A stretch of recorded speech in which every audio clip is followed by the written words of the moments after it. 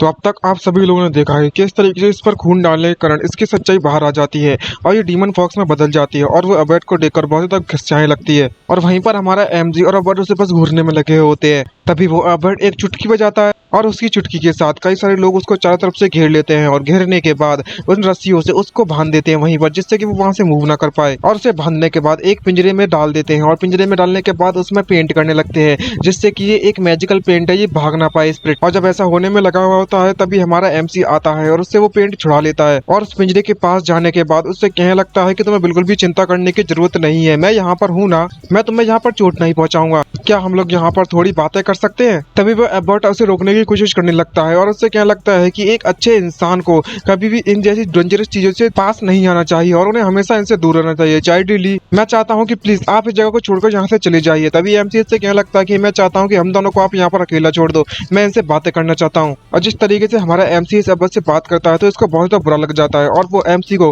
गालियां देते हुए वहां से निकलने लगता है और कहने लगता है कि तुम बस अपनी खुद की कब्र खोदने में लगी हुई हो और कुछ भी नहीं। तभी एमसी अपना हाथ बढ़ाता है उस डीमन स्पिरिट की तरफ और उससे कहने लगता है कि मैं तुम्हारा दोस्त बनना चाहता हूँ, क्या तुम मुझे एक मौका दोगे तुम्हारा दोस्त बनने के लिए।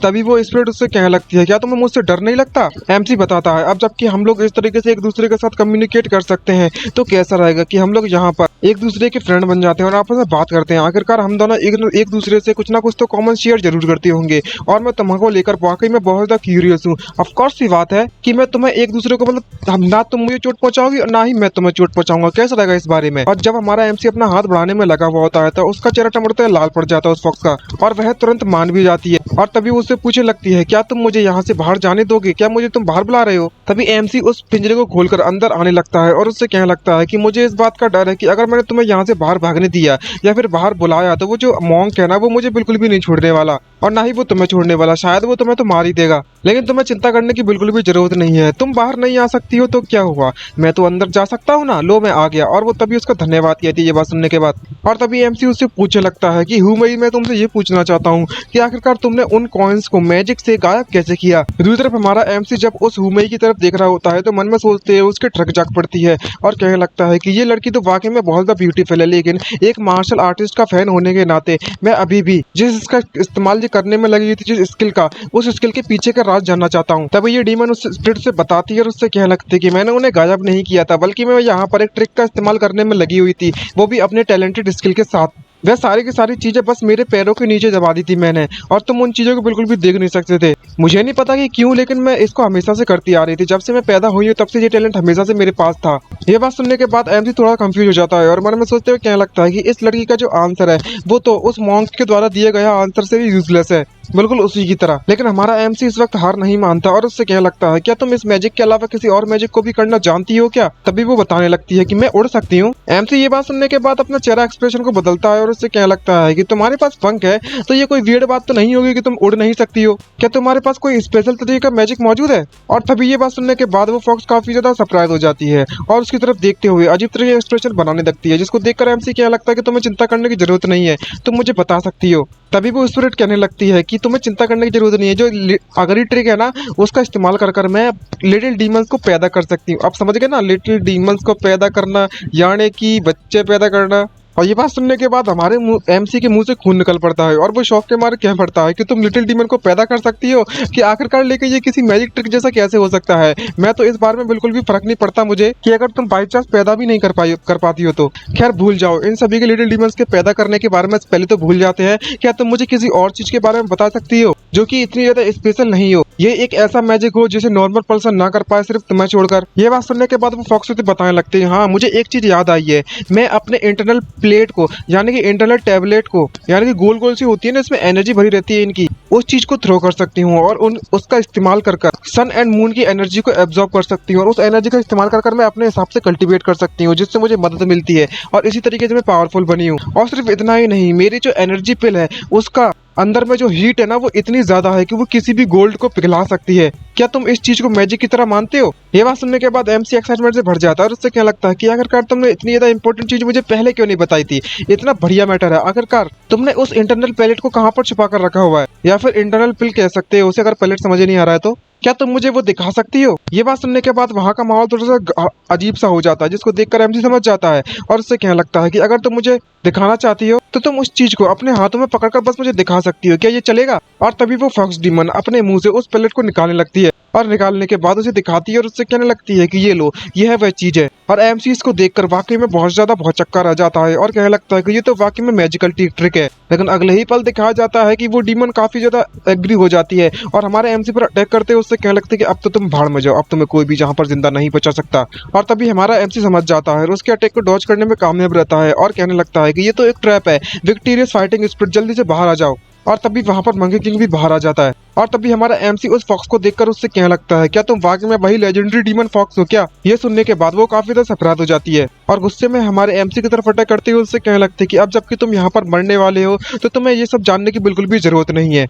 तभी बारी आती है हमारे मंकी किंग की, जो कि अपने लट्ठ को निकाल लेता है और अपने बड़े से लट्ठ को इस डीमन फॉक्स के मुंह में डाल देता है, गलत मत समझना। और अगले ही पल दिखाया जाता है कि वो डीमन फॉक्स वहां से गायब हो जाती है और जब वह धुएं में बदल जाती है तो जिसको देखकर हमारा एमसी कतई सरप्राइज हो जाता है और उसे कुछ भी समझ में नहीं आ रहा होता और उसके पास एक अजीब सी स्मेल आने लगती है, जिसको देखकर उसकी बॉडी के अंदर बहुत ज्यादा हीट महसूस होने लगती है उसको। और वो वहीं पर कल्टीवेट करने के लिए बैठ जाता है और कहने लगता है कि जो स्मोक यहाँ पर निकलने में लगा हुआ है, इसको देखकर ऐसा लगता है कि ये किसी तरीके का इंटरनल एनर्जी है और जैसे ही वो इस स्मोक को एब्जॉर्ब करता है तो ये इसका प्रमोशन हो जाता है और ये लेवल अप कर जाता है। तभी बारी आती है हमारे एमसी की मॉम की, जो कि वहां पर आ जाती है और उसके बड़े बड़े कान भी निकाले होते हैं किसी रैबिट के और उसको देखकर वो कहने लगती है कि कितनी ज्यादा यूजलेस डीमन फॉक्स है, मैं यहाँ पर उसका इस्तेमाल कर तो मैं सबक सिखाना चाहती थी, लेकिन किसने सोचा था कि तुम उसका इस्तेमाल कर अपने आप को प्रमोट कर लोगे और कल्टिवेट में ब्रेक थ्रू कर जाओगे। ये बात सुनने के बाद एमसी उससे कहने लगता है, अच्छा तो तुम थी जिसने उस फॉक्स को ऑर्डर दिया था मुझ पर अटैक करने के लिए या फिर ये सब काम करने के लिए? अगर तुम वाकई में मुझसे पंगा लेना चाहती हो या फिर मुझसे निपटना चाहती हो तो तुम डायरेक्टली मुझ पर अटैक कर सकती हो। तो आखिरकार तुमने उस डीमन फॉक्स को जो आसपास के जो गांव वाले हैं रात के समय पर उन्हें चोट पहुंचाने के लिए क्यों भेजा? ये बात सुनने के बाद वो उससे कहने लगती है कि तुम्हें यहाँ पर इस तरह की बकवास करने की बिल्कुल भी जरूरत नहीं है, अगर तुम्हें सच्चाई के बारे में कुछ भी नहीं पता। यहाँ पर कोई भी ऐसी डीमन फॉक्स पहली बार तो है ही नहीं इस वर्ल्ड में, वो बस एक मार्शल स्पिरिट है जिसने अपने होस्ट को खो दिया है। और बात करें उस हुमे के बारे में, जो कि उस लियू फैमिली के साथ रहा करती थी, वो एक मार्शल आर्टिस्ट थी और एक बार वो मार्शल आर्टिस्ट मारी गई तो उसकी जो मार्शल स्पिरिट है वो उस समय पर डिसअपियर्ड नहीं हुई थी, बल्कि मैं इस दुनिया में घूमना चालू कर दिया उसने। और जबकि उस मार्शल स्पिरिट के पास कुछ भी करने के लिए नहीं बचा था और वो फ्री हो गई थी, तो वो हमेशा कई बार तो इस गांव की गलियों में घूमा करती थी एंट्रेंस पर और विलेज वाले लोग उसे ही देख लिया करते थे और उसी के तौर पर वह सभी के सभी लोग इसे डीमन फॉक्स की तरह बुलाने लगे और सोचते थे कि वो यहाँ पर अपना बदला लेने के लिए आई है। और लुओ ची ने भी यहाँ पर इस न्यूज के बारे में सुना और इसने यहाँ पर चेन जियांग कोड को बना लिया है उस मार्शल स्पिरिट को सप्रेस करने के लिए जब वो यहाँ से गुजर रहा था। और जब मुझे ये सारी की सारी घटना इस डीमन फॉक्स के बारे में पता चला तो मुझे इस पर दया आने लगी और इसलिए मैंने इसे चेंग जियांग कोड से बचा लिया। फिर मैंने इसे ऑर्डर दिया ताकि वो तुम्हें थोड़ा सा सबक सिखा सके। और सारी की सारी घटना सुनने के बाद एमसी कतई शौक से भर जाता है और कहने लगता है, क्या जो मार्शल स्पिरिट है वो एग्जिस्ट कर सकती है बिना अपने होस्ट के इस वर्ल्ड में? क्या ऐसा पॉसिबल हो सकता है? क्या ये अपने होस्ट को डेविएट कर सकती है, निकल सकती है? क्या तुम मेरे साथ मजाक कर रही हो? ये बात सुनने के बाद वो लड़की उससे कहने लगती है कि रैबिट वाली है तो उसकी मॉम, लेकिन अब जबकि रैबिट के इसके कान निकल आए हैं तो हम इसे रैबिट गर्ल कह सकते हैं। और उससे कहने लगती है कि तुम वाकई में बहुत ज्यादा इग्नोरेंट हो। तुम इस बारे में सोचो कि अगर तुम जो मार्शल आर्टिस्ट होती हैं वो किस तरीके से अपनी मार्शल स्पिरिट को इस रियल वर्ल्ड में विजुअलाइज कर सकते हैं और बुला सकते हैं, क्योंकि उन सभी के पास सिम्बियोटिक रिलेशनशिप होती है एक दूसरे के साथ। बस ये इतनी सी बात है कि जो ज्यादातर मार्शल आर्ट्स स्पिरिट होती है उन्हें मार्शल आर्टिस्ट की जरूरत पड़ती है इंटेलिजेंस कल्टीवेट करने के लिए, जिससे कि उनके पास खुद का दिमाग आ जाए। ये बात सुनने के बाद एमसी उससे कहने लगता है कि अब मुझे समझ में आया, इसमें कोई शक वाली बात नहीं है कि तुम इतने समय से मेरी मदर की बॉडी में रहने में लगी हुई हो, तुम यहाँ पर अपने लिए कल्टीवेट करने में लगी हो इंटेलिजेंस को। ये बात सुनने के बाद वो रैबिट गर्ल काफी ज्यादा भड़कने लगती है और वो एमसी से कहने लगती है, कम ऑन यार, आखिरकार तुम्हारी मॉम जो कि एक नंबर की रिटार्डेड वूमन है, कौन उसकी बॉडी में रहना चाहेगा इंटेलिजेंस को कल्टीवेट करने के लिए, जो खुद एक नंबर की पागल औरत है। और तो और सिर्फ इतना ही नहीं, शायद तुम मेरे बारे में भूल रहे हो, मैं कोई और नहीं बल्कि मैं already one of the 12 year beast हूँ। मेरे पास स्टार्टिंग से ही इंटेलिजेंस थी मेरे पास और मैं स्टार्टिंग से ही स्मार्ट थी और मैंने अपनी पूरी की पूरी लाइफ में इससे पहले कभी भी किसी भी रिटार्डेड या फिर बेवकूफ बंदे को नहीं देखा है, पागल बंदे को। और इसी क्यूरियोसिटी को जानने के लिए मैं इसके स्पिरिचुअल स्पेस के अंदर घुस गई थी, लेकिन जब मैं उसके अंदर घुसकर बाहर निकलने की कोशिश किया तो मुझे पता चला कि मैं उसकी स्पिरिचुअल स्पेस से बाहर नहीं निकल सकती और मैं यहाँ से बाहर निकलने के लिए हमेशा से इसको गाइड करने में लगी हुई हूँ, वो भी इसके सपनों के द्वारा। और अब जबकि मैंने इसकी मदद कर दी है इसे हॉली स्पिरिट रियलमी पर पहुंचने के लिए, लेकिन अभी भी ये यही नहीं जानती कि किस तरीके से अपने स्पेशल स्पेस का दरवाजा खोला जाए, और इसलिए मैं अभी भी आजाद नहीं हो सकती हूँ, और इसलिए मैं इसकी बॉडी को कंट्रोल करने के अलावा कुछ भी नहीं कर सकती। और जब भी मैं इससे कहती कि तुम इस ली फैमिली से भाग जाओ और तुम यहाँ से आजाद हो जाओगी, तो ये बेवकूफ लड़की है वो हमेशा अपने बेटे के बारे में सोचा करती थी, और जैसे उसके बारे में सोचती है तो सब कुछ मेरे बारे में भूल जाती। ये बात सुनने के बाद एमसी हंसने लगता है और उससे कहने लगता है कि तुम तो उस चीज की विक्टिम बन चुकी हो जिसका काम तुमने खुद किया है। ये मैं कहना चाहूंगा कि तुम्हें यहाँ से इसके स्पिरिचुअल स्पेस से बाहर निकलने की बिल्कुल भी जरूरत नहीं है। तुम बस मेरी मदर की बॉडी में हमेशा बने रहो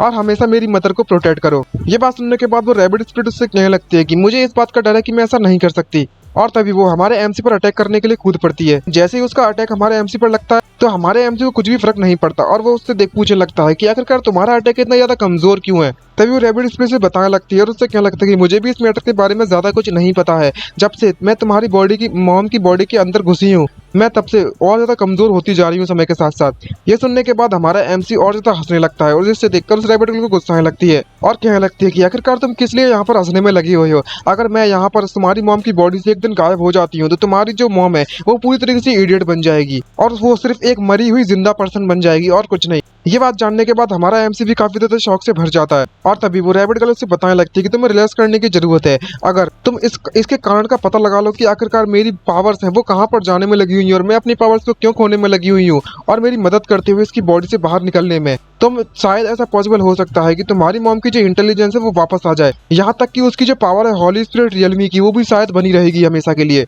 तुम इस ऑफर के बारे में क्या सोचते हो? ये अच्छी डील है ना, मैंने सही कहा? ये बात सुनने के बाद एमसी भड़क पड़ता है और वो उसके कॉलर पकड़कर उससे कहने लगता है कि आखिरकार मुझे कैसे पता चलेगा कि आखिरकार तुम झूठ बोल रही हो या सच। तभी रैबिट गर्ल उससे हंसती है और उससे कहने लगती है अपने ऑरा को रिलीज करते हुए कि तुम्हारे पास कोई भी दूसरा चारा नहीं बचा हुआ है, बल्कि मेरे ऊपर भरोसा करने के अलावा जिन लोगों के पास इमोशंस होते हैं यही उनकी वीकनेस होती है। और तभी वो रैबिट गर्ल उसकी बॉडी से बाहर निकल जाती है, उसकी मॉम बेहोश होकर उसके ऊपर गिर जाती है। तभी नेक्स्ट डे का सीन दिखाया जाता है जहाँ पर वो एल्डर आ जाती है और उससे कहने लगते हैं कि मास्टर अब हमें वापस जाना चाहिए। तभी हमारा एमसी बाहर निकलता है तो उस एल्डर से कहने लगता है कि हुआ जुन, हम लोग इस समय पर वापस नहीं जा रहे हैं, हमें वापस से ड्रैगन टाइगर माउंटेन पर जाना चाहिए। ये बात सुनकर वो पूछने लगते हैं कि लेकिन क्यों? तभी एमसी उसे बताने लगता है कि जो मार्शल स्पिरिट है वो वाकई में बहुत ज्यादा मिस्टीरियस होती है, और हमारे मेरे कुछ क्वेश्चन है जो कि मैं मास्टर ड्रैगन टाइगर से पूछना चाहता हूँ। और तभी हमारा एमसी उस मास्टर ड्रैगन टाइगर के पास पहुंच जाता है और उससे पूछने लगता है क्या तुमने किसी ऐसी मार्शल स्पिरिट के बारे में सुना है जिसे हम लोग फोर्स ऑफ द अर्थ के नाम से जानते हैं? अगर मुझे मार्शल आर्ट्स के लॉ के बारे में पता चल गया तो शायद जो जियांग वैन है अगर मुझे गद्दारी कर सकता है तो शायद मैं उस गद्दारी को टाल सकता हूँ फ्यूचर में। तभी जो मार्शल ड्रैगन टाइगर होता है वो उससे कहने लगता है वो मास्टर जो मार्शल स्पिरिट होती हैं वो रिलेट करती है हेवन एंड अर्थ से, और उन्हें कल्टीवेट करना इतना ज्यादा आसान नहीं होता, और इन्हें कल्टीवेट करने में बाकी में बहुत ज्यादा समय लगता है। तभी एमसी ये बात सुनने के बाद उससे कहने लगता है तो इसका मतलब ये हुआ कि तुम्हें पता है कि किस तरीके से उन्हें कल्टीवेट किया जाता है। तभी मास्टर ड्रैगन टाइगर उससे कहने लगता है कि तुम्हें ये बात तो पता ही होगी कि अगर मैं एक मास्टर हूँ हॉली स्पिरिट रियलमी का, तो मैं मेनली कल्टीवेट करता हूँ 12 ईयर बीस्ट को, और सिर्फ हेवन और अर्थ रियलमी पे जो बंदा ऑलरेडी पहुंच चुका है उसकी ही martial artist spirit 12 year beast में कन्वर्ट होने में सक्सेसफुल रहती है। तभी हमारा एमसी इसकी फालतू बकवास सुनकर उससे कहने लगता है तो अच्छा तुम यहाँ पर बकवास करोगे मेरे सामने? तभी मास्टर ड्रैगन टाइगर उससे कहने लगता है कि मेरे पास कुछ एंशिएंट बुक्स पड़ी हुई हैं वानयान हाउस में कांगजोग सिटी में, मैंने उन्हें काफी समय से रीड नहीं किया है और अच्छी तरीके से तो बिल्कुल भी नहीं, तो तुम शायद वहां पर जाकर उस बारे में पता लगा सकते हो, उसकी रिलेटिव इंफॉर्मेशन के बारे में, उससे जान पहचान मिल जाए शायद, और खुद जाकर पढ़कर क्यों नहीं देखते हो? तभी हमारा एमसी उस जगह पर पहुंच जाता है और उसको देखकर कहने लगता है कि आखिरकार यहाँ पर कितनी ज्यादा एंशिएंट बुक्स मौजूद होंगी, इस बंदे ने कितनी एंशिएंट बुक्स खरीद रखी है, यहाँ तक कि इसका पूरा का पूरा पवेलियन भी बना डाला उन बुक्स से। और अंदर आकर इतनी ज्यादा बुक्स देखता है तो वो काफी ज्यादा सरप्राइज से भर जाता है और कहने लगता है कि यहाँ पर तो इतनी ज्यादा बुक्स मौजूद है, इसका मतलब ये नहीं हुआ कि मेरे जो चांसेस है मार्शल स्पिरिट के बारे में पता लगाने का वो ज्यादा है। और जैसे ही हमारा एमसी अपनी एक बुक उठाता है तो जैसे ही बुक खोलकर देखता है तो हमें पता चलता है भाई ये तो 21+ यानी कि 18+ बुक्स हैं, और इसका कंटेंट तो बहुत ही ज्यादा हाई लेवल का है। और उसको देखकर हमारे एमसी के नाक से खून भी निकल आता है और वो एक के बाद एक बुक को चेंज करते रहता है, एक के बाद एक बुक को चेंज करते रहता है, लेकिन वो उसे एक भी काम की बुक नहीं मिलती है। और उसको उन सभी को बुक को पढ़ने के बाद उसकी एनर्जी भी खत्म हो जाती है और कहने लगता है कि जो ड्रैगन टाइगर मास्टर है वो वाकई में इन बुक्स को रैंडमली चुनते हैं क्या, क्योंकि जो 99% जितनी भी बुक्स है यहाँ पर सभी की सभी एरोटिक बुक्स हैं, ये सारी की सारी बुक्स को ये मैं गारंटी दे सकता हूँ कि मास्टर ड्रैगन टाइगर के द्वारा खुद से नहीं खरीदी गई है। तो इसका मतलब यही हो सकता है। तो मुझे उस परचेसर को ढूंढना पड़ेगा जिसने उस बुक को खरीदा है, और जिसने भी उन बुक्स को खरीदता है उसका इस गार्डियन पवेलियन के साथ कुछ ना कुछ तो लेना जरूरी होगा। तभी हमारा एमसी वहां पर ऑफिस पर पहुंच जाता है और उससे कहने लगता है बुक कीपर से, यहाँ पर तो कई सारी एंशिएंट बुक्स होनी चाहिए ड्रैगन टाइगर पवेलियन में, लेकिन मैंने जितनी भी बुक्स पढ़ी है वो सभी के सभी यूजलेस है और वो यहाँ पर सिर्फ और सिर्फ नंबर बढ़ाने का काम कर रही है। तो आखिरकार तुम किस तरीके से मास्टर ड्रैगन टाइगर को धोखा दे सकते हो। ये बात सुनने के बाद वो लड़का घबराने लगता है और उससे क्या लगता है कि मास्टर, क्या आपको पता भी है कि आखिरकार जिनकी बुक्स की कीमत है वो कितनी ज्यादा होती है। और वो अपने घुटनों के बल पर लेट जाता है और उससे कहने लगता है कि उनकी कीमत 5000 टेल्स तक होती है। और मास्टर ड्रैगन टाइगर को इस बारे में बिल्कुल भी अंदाजा नहीं है, क्योंकि एक एंशिएंट बुक की जो प्राइस है वो वाकई में बहुत ज्यादा होती है। तो इसलिए मैंने इन शेल्फ्स को भरने के लिए मेरे पास कोई दूसरा चारा नहीं बचा था, इसलिए मैंने यहाँ पर सिर्फ नंबर बढ़ाने के लिए फालतू की बुक्स को खरीद लिया था। ये बात सुनने के बाद एमसी उससे कहने लगता है, क्या तुमने सभी के सभी 5000 टेल्स को सिर्फ ये एरोटेक बुक्स को खरीदने के लिए इस्तेमाल कर लिया है क्या? तभी वो उससे कहने लगता है कि नहीं, मैंने यहाँ पर 300 बुक्स को खरीदा है मार्शल स्पिरिट से रिलेटेड, और वह सारी की सारी बुक्स लास्ट शेल्फ में रखी हुई है 3rd फ्लोर पर। ये बात सुनकर एमसी ऊपर जाने लगता है और उससे कहने लगता है कि चलो मैं उन बुक्स को जाकर खुद देख लेता हूँ। और जैसे ही वहां पर जाता है तो उनको देखकर कहने लगता है कि ये तो वाकई में वही मार्शल आर्ट्स की स्पिरिट है, आई मीन बुक्स हैं। और तभी वो एक एक करके सभी के सभी बुक्स को पढ़ना चालू कर देता है और उसमें हिस्ट्री की कुछ ऐसी डिटेल्स भी होती है और कुछ कहानियां भी होती हैं। यहाँ पर किस तरीके से एक बंदे को जहाँ ले जाया जा रहा था उसे धमकाने के, उसके मरने के बाद, तभी अचानक से उसका कॉफिन खोलता है और उसके कॉफिन में से कई सारे सोना चांदी निकल पड़ता है और कुछ लोग लूटने के लिए उसको आ जाते हैं। इसको देखकर एमसी मन में सोचते हुए कहने लगता है कि आखिरकार यहाँ पर कोई कॉफिन को क्यों लूटना चाहेगा अचानक से, और वो कॉफिन अचानक से कैसे गिर गया, और सिर्फ जो अर्थ की फोर्स होती है वही ऐसा कर सकती है। मैं वाकई में जानना चाहता हूँ कि आखिरकार कौन अर्थ की फोर्स को इस्तेमाल कर सकता था उस समय पर। और जब वो आगे बुक को बढ़ाता है तो पता चलता है बुक तो खाली होती है। इसको देखकर उसे गुस्सा आ जाती है और गुस्से में उस बुक को पटक कर कहने लगता है कि आखिरकार जिसने भी इस बुक को लिखा है वो कितना ज्यादा टेरेबल है और कितना ज्यादा कमीना इंसान है। तभी एक और बुक निकालता है और उससे कहने लगता है कि मुझे इस बार पूरी बुक को पढ़ना होगा। यहाँ पर उसको पढ़ना चालू करता है और बताने लगता है कि जब एम्परर क्वीन यून का राज चला करता था वहाँ पर एक सेक्ट था, उसका नाम क्विंगमैन सेक्ट था, और वहाँ पर जितने भी मार्शल स्पिरिट थी वो सभी के सभी अर्थ की फोर्स का इस्तेमाल किया करते थे और वो हमेशा टॉम्स को रॉब कर उनकी कब्र को रॉब कर पैसा कमाया करते थे और लोगों को मारकर कल्टिवेट किया करते थे। और बात रहेगी किस तरीके से वो अपनी मार्शल स्पिरिट को, अर्थ की फोर्स को और द फास्टर तरीके से ग्रो करते थे। इस बात के लिए वो हमेशा इंसान लोगों को मारकर वह लोग उनके दिमाग को खाया करते थे और उसे खाने से पहले, उसे दिमाग को पकाने से पहले बहुत ज्यादा अजीब तरीके की कई सारी प्रीसियस मेडिकल मटेरियल्स को डालते हैं, फिर उसमें दिमाग डालकर उसे पका लेते हैं और सूप बनाकर उसे खा जाते हैं। और इसको देखकर हमारे एमसी कथिंग बहुत ज्यादा बेकार महसूस करने लगता है, उसके साथ हम भी। और उसे कहने लगता है कि अगर ऐसी बात है तो जियान वैंग की जो मार्शल स्पिरिट है, क्या ऐसा पॉसिबल हो सकता है कि वो भी इसी तरीके से काम करता हो? वो बंदा वाकई में बहुत ज्यादा सस्पिशियस है। और अगले ही पल में हमारे एमसी, उसकी मॉम और उसकी 4th कंक्यूबाइन को ली फैमिली मेंशन पर दिखाया जाता है। तभी वहाँ पर उसका बटलर आकर उससे कहने लगता है कि मैं आपकी हेल्थ के लिए, आपको न्यू ईयर के लिए कांग्रेचुलेट करता हूँ यंग मास्टर। अब आप जाकर आपने एंसेस्टर को, ली फैमिली के जितने भी एंसेस्टर है उन्हें के लिए अगरबत्ती जलाकर अपने घुटने टेक सकते हो। और जब एमसी अंदर जाता है तो मन में सोचते हुए कहने लगता है कि मुझे इस वर्ल्ड में आए हुए 1 साल से ज्यादा समय गुजर चुका है और इस 1 साल के दौरान मैंने कई सारे ऐसे इवेंट को एक्सपीरियंस किया है और इतना एक्सपीरियंस हासिल करने के बाद अब तो मुझे आदत सी होने लगी है। अब जबकि जो ली मैंसन है वो पूरी तरीके से बदल चुका है, तो चाइल्ड ली, तो शायद तुम्हें मेरा धन्यवाद कहना चाहिए। और वो अपने एंसेस्टर्स के सामने अगरबत्तियां जलाना चालू कर देता है। और जब इतनी प्रोसेस चली रही होती है तभी बाहर से कोई चिल्लाते हुए कहने लगता है कि चाइल्ड ली जल्दी से दरवाजा खोलो, मैं गुओ भी आई हूँ और मैं यहाँ पर न्यू ईयर की विजिट करने के लिए आया हुआ हूँ। ये सोचकर हमारा सुनने के बाद एमसी उससे कहने लगता है कि ये बंदा यहाँ पर क्या करने में लगा हुआ है, लगता है कि ये बंदा कुछ भी अच्छा नहीं करना चाहता हमारे लिए, लेकिन अभी के लिए तुम जाकर दरवाजा खोल। तभी गू फैमिली का लीडर वहाँ पर आ जाता है और उससे कहने लगता है कि तुम्हें इस तरीके से मेरे खिलाफ सावधान होने की बिल्कुल भी जरूरत नहीं है चाइल्ड ली, और मैं यहाँ पर एक प्रपोजल रखने के लिए आया हुआ हूँ। मैं चाहता हूँ कि तुम मेरी डॉटर के साथ शादी कर सको। ये बात सुनने के बाद हमारा एमसी कतई सरप्राइज हो जाता है, शौक के मारे चिल्ला पड़ता है और कहने लगता है कि क्या? तभी वो एल्डर उसको हंसते हुए उससे कहने लगता है कि तुम वाकई में बहुत ज्यादा एक्सीलेंट यंग मैन हो और तुम जबकि 20 साल के ऑलरेडी हो चुके हो तो नेचुरल सी बात है, अब समय आ चुका है कि तुम्हारी शादी के बारे में हम लोग बात करें। यहाँ तक कि हमारी जो गू फैमिली है वो कई सालों से डिक्लाइन में जाने में लगी हुई है, लेकिन अभी भी हमारे फैमिली में इतनी दम है कि हमारी फैमिली तुम्हारी फैमिली के लिए अच्छी मैच रहेगी। ये बात सुनने के बाद वो एल्डर हमारे एमसी के पास आती है और अपनी चिंता दिखाती है, जिसको देखकर एमसी कहने लगता है कि मैं समझ चुका हूँ, मैं केयरफुल रहूंगा इसके मैटर के बारे में। तभी एमसी उससे कहने लगता है कि अब जबकि ये इतना ज्यादा सीरियस मैटर है तो मुझे कम से कम 1 दिन सोचने के लिए समय चाहिए और मैं 1 दिन के अंदर अंदर तुम्हें इसका जवाब जरूर दे दूंगा, वो भी न्यू ईयर के पहले दिन। तभी वो एल्डर वहां से जाने लगता है और उससे कहने लगता है कि अगर आपने कह ही दिया है तो मैं 1 दिन के लिए और तुम्हारे आंसर का इंतजार करूंगा। और उसके चले जाने के बाद एल्डर हमारे एमसी से पूछने लगते हैं कि फाइनली ये बंदा यहाँ से जा चुका है मास्टर, आखिरकार आप इस मैटर के बारे में क्या करना चाहोगे? तभी एमसी उस एल्डर से कहने लगता है कि एल्डर हुआयुन, मैं चाहता हूँ कि आप जल्दी से जियांग वैन के पास जाओ और उसे जाकर बता दो कि मैं उनके साथ ड्रिंक करना चाहता हूँ और कुछ इंपॉर्टेंट मैटर को डिस्कस करना चाहता हूँ आज रात को। तभी नाटक का सीन दिखाया जाता है जहाँ पर वो जियांग वैन हमारे एमसी के पास पहुंचकर उससे कहने लगता है कि मास्टर, एल्डर हुआ ने मुझसे कहा था कि तुम मुझसे मिलना चाहते हो कुछ इंपॉर्टेंट मैटर डिस्कस करने के लिए। तभी हमारे एमसी को दिखाया जाता है जो कि कई सारी वाइन्स को अपने पास रखकर, यानी कि नशे की पदार्थ, यानी कि सीधे दारू वारू रखकर बढ़िया ड्रिंक व्रिंक करने में लगा हुआ होता है और उससे क्या लगता है कि उसने तुम्हें सब कुछ बता दिया है, तुम जल्दी से आ जाओ, हम लोग यहाँ पर ड्रिंक करते हुए बात करेंगे। और वो जियांग वैन पूरी तरीके से कंफ्यूज होता है कि आखिरकार ये सब क्या चल रहा है और हमारा एमसी फिर से उसे पीने लगता है और नशे की हालत में होने के बाद एक्टिंग कर रहा है या फिर नशे की हालत में है वो तो आगे पता चल ही जाएगा। और कहने लगता है कि जियांग वैन, मैंने सुना है कि तुम यहाँ पर जब से तुमने कंपटीशन को जीता है तब से तुम्हारी हर लोग तारीफ करने में लगे हुए सभी के सभी लोग। तुम तो हमेशा से ही मॉडेस्ट हुआ करते थे, बहुत ज्यादा टैलेंटेड बनते हो और तो और हमेशा शांत रहती हो, कोई फर्क नहीं पड़ने वाला कि आखिरकार क्या मैटर हो रहा है तुम्हारे सामने, और ये हमारी फैमिली के लिए वाकई में किसी हॉनर से कम नहीं है कि तुम यहाँ पर हमारे लिए वर्क कर रहे हो। तभी अचानक से उसे और ज्यादा चढ़ जाती है और वो वहीं पर बेहोश होकर गिर जाता है, जिसको देखकर वो काफी ज्यादा सरप्राइज हो जाता है और कहने लगता है कि मास्टर तुम वाकई में नशे में हो। लेकिन तभी हमारा एमसी चिल्लाना चालू कर देता है और उससे क्या लगता है कि नहीं, मैं बिल्कुल भी नहीं हूँ नशे में,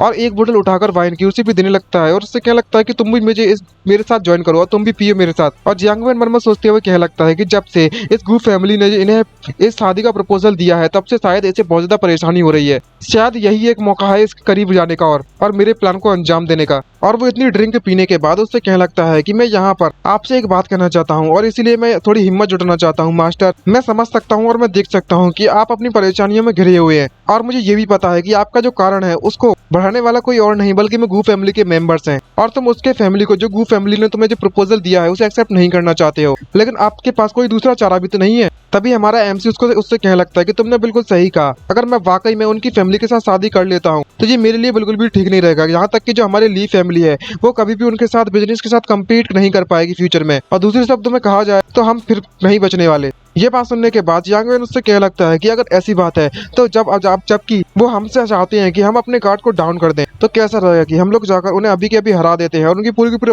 प्रॉपर्टी को अपने हवाले कर लेते हैं। तभी हमारा एमसी एक और बोतल देकर उससे कहने लगता है कि तुम मुझे बहुत ज्यादा अच्छी तरीके से जानते हो, चलो हम लोग फिर से चीयर्स करते हैं। तभी एमसी मन में सोचते हुए कहने लगता है कि जियांग वैन है वो हमारे दो फैमिलीज के बीच में फाइट करवाना चाहता है, मुझे लगता है कि इसका जो प्ले है वो दोनों के बीच में कुछ फायदा उठाना चाहता है। तभी वो जियांग वैन को इतना पिला देता है कि वो भी नशे में आ जाता है और वो पीते पीते कहने लगता है कि मास्टर मैं और ज्यादा पी नहीं सकता, ये मेरे लिए काफी होगा, और अगले ही पल वो बेहोश होकर वहीं पर गिर जाता है। जियांग वैन मन में सोचते हैं हमारा एमसी कहने लगता है कि अब जबकि मैंने इस फॉर्मूले को, इस वाइन को इतना ज्यादा हाई बना दिया था कि तुम इसे बिल्कुल भी नहीं झेलने वाले, क्योंकि इस फॉर्मूले को मैंने अपनी पिछली लाइफ का इस्तेमाल कर बनाया हुआ है। तभी हमारा एमसी जियांग वैन को कॉलर से पकड़कर उसे उठाता है और उससे कहने लगता है कि अल्कोहल वो हमेशा इंसान के मुंह से सच्चाई बाहर निकलवा देती है, अब मुझे सच सच बताओ सब कुछ। और अगले दिन का सीन दिखाया जाता है जहां पर हमारा एमसी वापस से अंदर आ जाता है, जहां पर वो एल्डर उसका इंतजार करने में लगी हुई होती है और उससे पूछ रही होती है कि मास्टर जो जियांग वैन है वो उसे अभी तक होश नहीं आया है क्या। तभी एमसी उससे क्या लगता है कि अब इसका कोई भी फर्क नहीं पड़ने वाला, जो मुझे उससे चाहिए था वो मुझे मिल चुका है। तभी एल्डर उससे पूछने लगती है कि आखिरकार आपके कंक्लूजन क्या होगा, आप क्या डिस्कशन करना चाहोगे। तभी एमसी अपनी सीट पर जाकर बैठकर उससे कहने लगता है कि मैं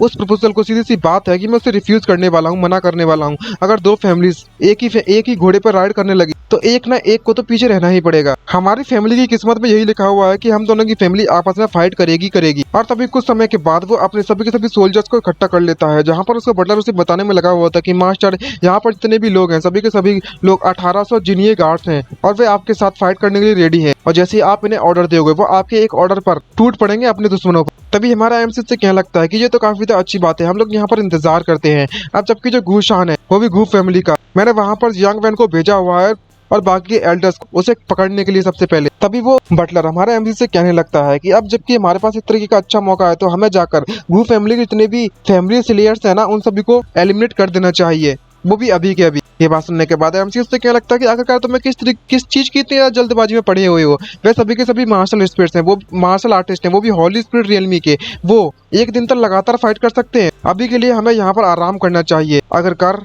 हम लोग बहुत ज्यादा धमाकेदार फाइट जो करने वाले हैं। ये बात सुनने के बाद वो बटलर कंफ्यूज होते हुए उससे कहने लगता है कि आखिरकार मुझे ऐसा क्यों फील हो रहा है जैसे कि हमने उन एल्डर्स को बेवकूफ बना दिया हो। अगला सीन हमें गू फैमिली का सीन दिखाया जाता है जहां पर उसका लीडर उससे क्या लगता है कि ये जो बच्चा है, जो ब्रेट है ली फैमिली का, वो कितना ज्यादा रूथलेस है, यहाँ तक कि वो हमारे पूरी की पूरी फैमिली को एलिमिनेट करना चाहता है। ये सुनने के बाद वो एल्डर उससे कहने लगता है कि मास्टर अब हमें क्या करना चाहिए। तभी वो लीडर उससे कहने लगता है कि हमने जो प्लान बनाया था तुम उस प्लान के अनुसार ही चलना। अब जबकि हम लोग उन्हें मैरिज का प्रपोज दे दिया है, हम उसका इस्तेमाल कर उनकी आंखों को बांध सकते हैं और उसके बाद हम अपने कार्ड्स को टेबल पर फेंक सकते हैं अपनी इच्छा अनुसार। और इनकी इतनी बातें चली रही होती हैं, तभी अचानक धमाके की आवाज आती है और उसी धमाके के साथ वहां पर हमारे एमसी के जितने भी एल्डर्स होते हैं वो गू फैमिली पर अटैक करने के लिए कूद पड़ते हैं और गू फैमिली जवाब में रिप्लाई में उनसे फाइट करने के लिए तैयार हो जाती है। जहां पर जो जियान वैन होता है वो गू फैमिली के लीडर पर अटैक करते हुए उससे कहने लगता है कि गू शान अब तुम यहाँ पर बचने नहीं वाले, अब तुम भाड़ में जाओ।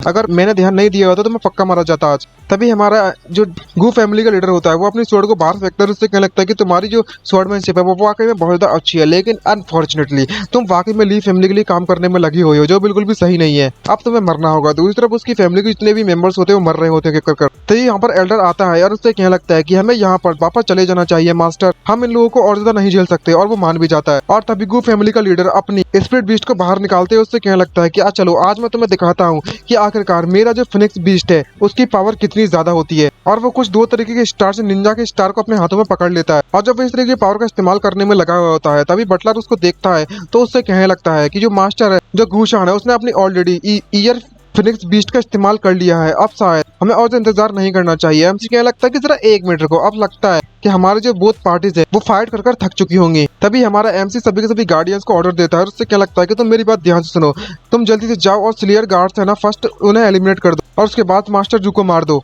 तभी हमारा एमसी वहां पर अपने लट्ठ और अपनी आर्मी के साथ उसके साथ आगे बढ़ने लगता है और कहने लगता है कोई भी यहाँ से रिट्रीट नहीं करेगा उस फाइट के दौरान। अब फाइट यहाँ पर स्टार्ट हो चुकी है और तभी हमें अंदर का सीन दिखाया जाता है जहाँ पर जिस तरीके से वो लोग फाइट करने में लगे हुए होते हैं, जहाँ पर गू फैमिली का लीडर अपनी सबसे ज्यादा पावरफुल स्किल का इस्तेमाल करने में लगा हुआ है और बाकी के ली फैमिली के सभी एल्डर्स उसे चारों तरफ से घेर कर मारने की कोशिश कर रहे होते हैं। दूसरी तरफ वो एल्डर उसके पास आता है गू फैमिली का और उससे कहने लगता है कि मास्टर अब हमें यहाँ से चलना चाहिए क्योंकि जो स्लेयर गार्ड्स हैं उन्हें ऑलरेडी ली फैमिली के द्वारा तबका दिया जा चुका है, कोई भी सर्वाइव नहीं किया। ये बात सुनकर इस बंदे को काफी ज्यादा शौक लगता है और वो कहने लगता है कि जो स्लेयर गार्ड्स है हमारे वो काफी ज्यादा पावरफुल थे ली फैमिली से, तो आखिरकार कैसे पॉसिबल हो सकता है ये। तभी हमारा एमसी अपनी सेना को लेकर वहां पर पहुंच जाता है और उससे कहने लगता है तुम कहना चाहते हो कि तुम्हारे गार्ड्स हमसे ज्यादा पावरफुल है, क्या तुम इस बात को लेकर श्योर हो? और जितने भी लोग उसके पास आए हुए होते हैं वो कभी सभी के सभी लोग कोई एक तो 8th लेवल पर है मॉडल स्पिरिट रियलमी के, कोई 9th लेवल पर है, कोई 8th है, कई 9th के, कई सारे ऐसे लोग थे उसमें। और इसको देखकर वो समझ जाता है और कहने लगता है कि अब मुझे समझ में आया कि अगर तुमने इतने ज्यादा कंपटीशन को सबसे पहले क्यों हायर किया था, क्यों बनाया था,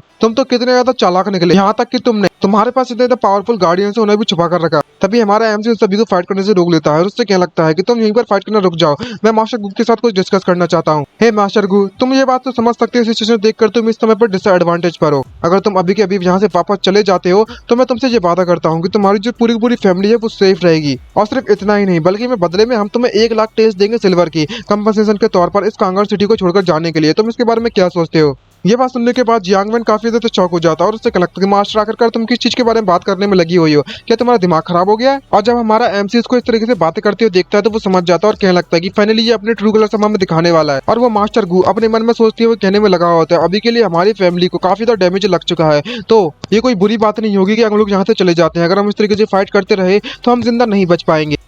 तभी उसका एल्डर भी सामने आता है और उससे कहने लगता है कि मास्टर यही हमारे पास एक मौका है सरवाइव करने का। और गू फैमिली का लीडर हमारे एमसी से कहने लगता है कि मास्टर ली, क्या तुम इस बात को लेकर श्योर हो जो भी आप कहने में लगी हुई हो? जब इन दोनों के बीच में बातें चली रही होती हैं लेकिन जियांगमैन को इससे खुजली हो रही होती है और उसे परेशानी हो रही होती है कि आखिरकार ये जिंदा कैसे जा सकता है। और वो तुरंत उस बंदे पर अटैक करते हुए उससे कहने लगता है कि तुम्हें यहाँ पर मरना होगा। और चिल्लाते हुए कहने लगता है जियांगमैन, बहुत जरा देखकर मास्टर जो गूशान है वो आपको चोट पहुंचाना चाहता है और मारना चाहता है। तभी गू फैमिली का लीडर उसको ट्रिक को देख लेता है और उसके अटैक को रोककर उससे कहने लगता है कि तुम ब्रेड कहीं के, अच्छा तो अब समझ में आया कि आखिरकार तुम इस तरीके का स्कैम करने में लगे हुए थे मेरे खिलाफ। आखिरकार तुम मेरी गू फैमिली को इस तरीके से ह्यूमिलेट कैसे करने दे सकता हूँ तुम्हें मैं? इस बात को लेकर मैं मानता हूँ कि तुम्हारी जो फैमिली है वो वाकई में इस वक्त एडवांटेज पर है। और तभी वो अपनी स्पीड बीस्ट को अपने साथ मर्ज कर लेता है जिससे कि उसकी पावर लेवल बढ़ जाता है और उससे कहने लगता है लेकिन तुम शायद एक बात भूल रहे हो कि मैं एक्चुअली में 8th लेवल पर नहीं हूँ मॉडल स्पीड रियलमी के, बल्कि मैं 9th लेवल पर पीक पर हूँ। और जैसे वो अपनी फायर पावर को रिलीज करने में लगा हुआ होता है तो वहां पर उसके जितने भी एक्स बनी हुई थी जो वेपन थे वो आग के प्रेशर के कारण, जलने के कारण पिघल जाते हैं, जिसको देखकर हमारा एमसी सरप्राइज हो जाता है और उससे क्या लगता है कि मुझे तो इस बारे में पता ही नहीं था कि जो गूशान है उसके पास अभी भी इस तरीके का एस कार्ड बचा हुआ है। मुझे अभी सिर्फ और सिर्फ जियांग वैन को अपनी साइड में रखना है और गूशान और उसको एक दूसरे के साथ फाइट करते हुए देना है, और उनकी एनर्जी जैसी खत्म हो जाएगी तब मैं अपना मूव करूंगा। और तभी गू फैमिली का लीडर हमारे एमसी पर अटैक करने के लिए कूद पड़ता है और वो अपनी आग की फ्लेम्स को उसकी तरफ थ्रो करता है, जिससे कि ज्यादातर एल्डर्स को चोट पहुंच जाती है। और तभी वो जोर जोर से हंसने लगता है और तभी वो हमारे एमसी पर अटैक करने के लिए कूद पड़ता है और उससे कहने लगता है कि ब्रैड अब तुम जाकर मर जाओ। तभी हमारा एमसी जियांग वैन के पीछे जाकर छुप जाता है और उससे क्या लगता है कि मिस्टर जियांग वैन प्लीज मेरी मदद कीजिए, जब तक आप मेरी मदद करने के लिए तैयार है मैं आपको कुछ भी देने के लिए तैयार जो आपको चाहिए। और जियांग वैन इसका इस तरीके से बिहेवियर देखकर मन में सोचते हुए कहने लगता है कि ये कहा जाता है कि ये इसका जो पोटेंशियल है वो वाकई बहुत ज्यादा है, लेकिन एक्चुअली में सच बात तो ये है कि ये कुछ भी ज्यादा खास नहीं है। दूसरी तरफ दिखाया जाता है कि हमारा एमसी जब इसके पीछे जाता है तो इसके कंधे इसकी गर्दन पर एक सुई चुभा देता है, एक पिन लगा देता है, लेकिन ये बात अभी जियांग वैन को पता नहीं है और वो अपनी मार्शल स्पिरिट का इस्तेमाल करने लगता है और उससे कहने लगता है कि तुम्हें चिंता करने की जरूरत नहीं है मास्टर, मैं अभी गूशान को हरा देता हूँ आप सभी के लिए। और तभी वो अपनी पावरफुल फोर्स का इस्तेमाल करने लगता है और अगले ही पल में दिखाया जाता है कि गूशान वहीं पर जमीन पर ढेर होकर गिर जाता है और उसके गिरने के बाद जियांग वैन जैसे अपनी टेक्निक का इस्तेमाल करने के कारण ऐसा लग रहा होता है जैसे कई सारे हाथ जमीन से निकलकर उसे पकड़कर खींच रहे हैं और एक हाथ आकर सीधे उसके पेट में घुस जाता है और वहीं पर उसकी मौत हो जाती है और उसके मुंह से खून निकलने लगता है। इसको देखकर वो कहने लगता है कि तुम तो 9th लेवल पर हो, वो भी पीक लेवल पर। तभी जियांग वैन उसके दिल को बाहर निकालकर उससे कहने लगता है कि तुम तो कितने ज्यादा सिली हो, और हाथ में पकड़कर उसके दिल को वहीं पर तोड़ देता है और फोड़ देता है और कहने लगता है कि आखिरकार तुम्हें अभी तक इस बारे में रियलाइज भी नहीं हुआ। और गू फैमिली का लीडर वहीं पर मारा जाता है, जिसको देखकर बाकी के जो एल्डर्स होते हैं गू फैमिली के वो रोना चालू कर देते हैं और बाकी के जो मेंबर्स होते हैं ली फैमिली के वो इस मौका का फायदा उठाते हैं और उससे कहने लगता है कि ये बिल्कुल हमारे लिए सही मौका है पूरी की पूरी गू फैमिली को एलिमिनेट करने के लिए, चार्ज अटैक करो। लेकिन हमारा एमसी उन पर अटैक करने के लिए उसे रोक देता है, जिसको देखकर वो कंफ्यूज होने लगता है और उससे कहने लगता है कि मास्टर आखिरकार आपके कहने का मतलब क्या है। और तभी वो अनाउंस करने लगता है कि गू फैमिली के सभी एल्डर मेरी बात ध्यान से सुनो और ली फैमिली के सभी लोग मेरी बात ध्यान सुनो, हम सभी को मिलकर इस जियांग वैन को यहीं पर मारना होगा, वो भी अभी के अभी। ये बात सुनने के बाद वो काफी सरप्राइज हो जाता है और उसे समझ नहीं आ रहा होता कि आखिरकार ये सब क्या चल रहा है। और तभी हमारा एमसी सभी को बताता है कि जो जियांग वैन है वो और कोई नहीं बल्कि मैकुंगमिन सेट का मेंबर है और तुम यहाँ पर कई समय से मार्शल स्पिरिट को कल्टीवेट करने में लगे हुए हो, जो कि अर्थ की फोर्स को बढ़ाता है और वो भी इसे बढ़ाने के लिए तुम्हें जिंदा इंसानों के ब्रेन को खाना पड़ता है। ये बात सुनने के बाद वो काफी ज्यादा शॉक हो जाते हैं और कहने लगते हैं कि ये कितना ज्यादा हॉरिबल सेक्ट है, आखिरकार ये बंदा कैसे ऐसा कर सकता है, लेकिन इसे कैसे इसके बारे में पता। ये बात सुनने के बाद जियांग वैन उससे कहने लगता है कि मास्टर मुझे इस बात का डर है कि तुम्हारा दिमाग खराब हो चुका है इस फाइट के दौरान, तुम किस तरीके की बकवास करने में लगी हुई हो यहाँ पर। तभी हमारा एमसी उसके नजदीक आते हैं, उससे कहने लगता है कि जियांग वैन क्या तुम्हें अभी भी याद है कि हमने कल रात को ड्रिंक किया था, वो भी एक साथ, अब जब तुमने मुझे सब कुछ बता दिया था। ये बात जानकर वो बंदा काफी शॉक हो जाता है और कहने लगता है अच्छा तो इसका मतलब ये हुआ कि उस समय पर ये बंदा यहाँ पर ड्रिंक होने की प्रिटेंड करने में लगा हुआ था कि ये नशे में है और मैं यहाँ पर असलियत में ड्रिंक हो गया था, नशे में चला गया था। ये बात सुनने के बाद ये बंदा जियांग वैन उससे कहने लगता है कि तुम यहाँ पर बस मुझ पर झूठा इल्जाम लगाने में लगे हुए हो और तुम मेरी स्ट्रॉन्ग पावर से बहुत डर रहे हो इसीलिए, और तुम कोई बहाना ढूंढने में लगे हुए मुझे मारने के लिए। हुआ और वो तियानजू हो, तुम्हें मेरे एक्सपीरियंस से सबक सीखना चाहिए। और इस तरीके की बात सुनकर हमारा एमसी भी थोड़ा सरप्राइज होता है और वो सोचने लगता है कहीं ये लोग मुझ पर डाउट तो ना कर रहा है। और तभी वो कुछ पेपर्स को हवा में उड़ाता है और उससे कहने लगता है कि अच्छा तुम्हें एविडेंस की जरूरत है, लो दे दिए मैंने तुम्हें एविडेंस। और तभी वो पुरानी स्टोरीज के बारे में बताने लगता है और कहने लगता है कि 12 साल पहले की बात है, चैन ग्युई जो कि यहाँ पर सबसे ज्यादा रिचेस्ट मैन हुआ करता था जान सिटी का, उसके लिए ग्रैंड फ्यूनरल रखा गया था उसके फादर के लिए उसने, लेकिन फ्यूनरल की प्रोसेस के दौरान जो फ्यूनरल है वो कभी वहां पर पहुंचा ही नहीं और जो फैमिली मेंबर्स थे जिन्होंने उस ग्रेव को तैयार कर रखा हुआ था उन्होंने कुछ सस्पिशियस महसूस किया और इस मैटर को गवर्नमेंट के लिए रिपोर्ट करने के बारे में सोचा।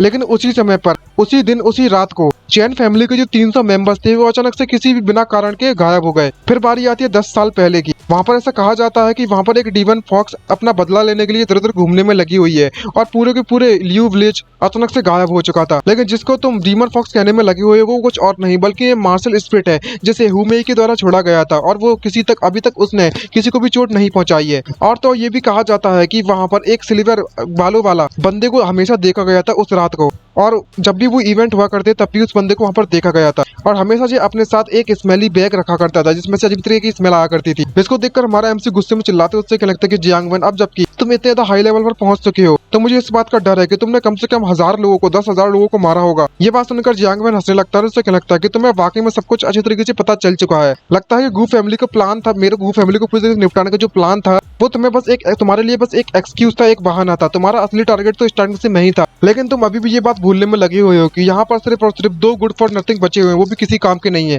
ये बात सुनने के बाद उन दोनों को बहुत गुस्सा आ जाती है। तभी जियांग वैन उससे क्या लगता है कि तुम अभी भी मुझसे फाइट करना चाहते हो जहाँ पर तुम्हारी फैमिली पूरी तरीके से तबाह हो चुकी है और वो अपनी अर्थ फोर्स टेक्निक का इस्तेमाल करने लगता है, जिससे कि वो जमीन फट जाती है और बाकी जितने भी लोग होते हैं वो उसमें गिरना चालू हो जाते हैं। और जब ऐसा होने में लगा हुआ होता है तो गू फैमिली के बाकी के बच्चे कुछ एल्डर होते हैं, वो जैंगमैन पर अटैक कर देते हैं और उससे कहने लगता है कि तेरी हिम्मत कैसे हुई हमारे मास्टर को इस तरीके से मारने की, हम तुम्हें यहाँ पर मार कर छोड़ेंगे, उसके बदले में चाहे हमें अपनी जिंदगी ही क्यों न दांव पर लगानी पड़े। तभी जैंगमैन हंसने लगता है और उससे क्या लगता है कि तुम्हें पता भी है कि आखिरकार तुम मुझे मारने में कामयाब रहोगे भी या नहीं रहोगे, तो मेरे मुकाबला नहीं कर सकते। और तभी दोनों की पावर आपस में टकराती और उन्हें एक अच्छा मौका मिलता है और वो दोनों को दोनों अपनी बॉडी को वहीं पर ब्लास्ट कर लेते हैं, जिसको देखकर हमारा एमसी कहने लगता है कि ये तो वाकई में बहुत सरप्राइजिंग वाली बात थी कि इन दोनों लोगों ने अपनी मार्शल स्पिरिट को खुद ही ब्लो कर लिया, ब्लास्ट कर लिया और वे दोनों के दोनों मार्शल आर्टिस्ट हॉली स्पिरिट रियलमी पे थे। क्या ये जो स्ट्राइक है वो वाकई में जियांग वैन पर काम करेगी भी या नहीं करेगी। तभी जियांग वैन उनकी बॉडीज को पकड़ा हुआ होता है, जिनका पूरा का पूरा धड़ गायब हो चुका होता है, सिर्फ उसका ऊपर का पार्ट बचा हुआ होता है। तभी जियांग वैन उसको पकड़कर उससे कहने लगता है कि मास्टर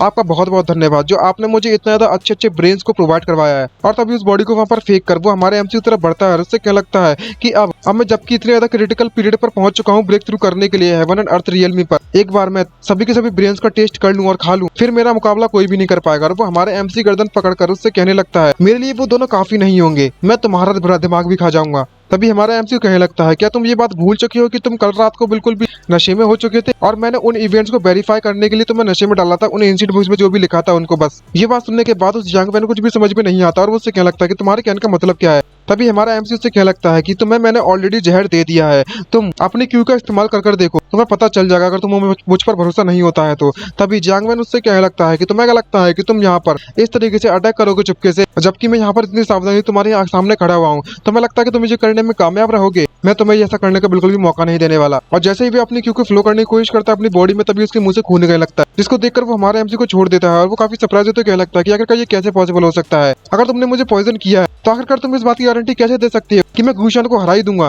तभी हमारा एमसी से बताने लगता है कि तुमने बिल्कुल सही कहा, तो इसलिए मैंने अभी अभी इस लेटेंट पोजीशन का इस्तेमाल किया है, जो कि धीरे धीरे से तुम्हारी बॉडी में घुलता है और तुम्हारी पूरी की पूरी बॉडी को पैरालाइज कर देगा और धीरे धीरे करके तुम मर जाओगे। और इस पॉइजन को तुम्हारी बॉडी में डालने के लिए मैंने कैटलिस्ट का इस्तेमाल किया है, वो भी सिल्वर निडल का। अब जबकि इसका इस्तेमाल कर लिया है तो तुम यहाँ पर हेवन एंड अर्थ के फोर्स का इस्तेमाल नहीं कर सकते हो अगेन 2 घंटे के लिए। और तभी वो अपना हाथ पीछे रखकर देखने लगता है और जो पिन उसके गर्दन में लगी हुई होती है उसे निकाल कर देखता है तो काफी ज्यादा शौक से भर जाता है और उसे याद आता है ये तो उस मूवमेंट पर इसने किया था जब वो मुझसे बचने के लिए मेरे पीछे छिपा था, जिसको देखकर वो और भी गुस्से में आ जाता है। तभी हमारा एमसी ऑर्डर देता है और कहने लगता है कि सभी के सभी जूनियर गार्ड मेरी बात ध्यान से सुनो, यही हमारा मौका है तुम्हारे लिए कंट्रीब्यूट बनाने के लिए, हमें इस बंदे को यहीं पर मारना होगा। और वो सभी के सभी लोग कूद पड़ते हैं, लेकिन जियांग वैन अभी भी एक्सपर्ट होता है, वो सभी के सभी लोगों को एक करके बेहोश करना चालू कर देता है और गंदी तरीके से पीटने लगता है। तभी हमारा एमसी उस पर अटैक करने के लिए कूद पड़ता है और उससे क्या लगता है कि मुझे तुम्हारे वीकनेस के बारे में पता है। और जैसे ही वो जियांग वैन पीछे मुड़कर देखता है तो उसका पंच उसके चेहरे पर लगता है, उसके मुंह से खून निकलने लगता है और उसके अंदर की जितनी भी इविल एनर्जी होती है वो रिलीज होना चालू हो जाती है। और जैसे वो रिलीज होने लगती है तो वो देखकर सरप्राइज हो जाता है और उसकी एनर्जी को रिलीज करने के बाद हमारा एमसी कहने लगता है कि मॉम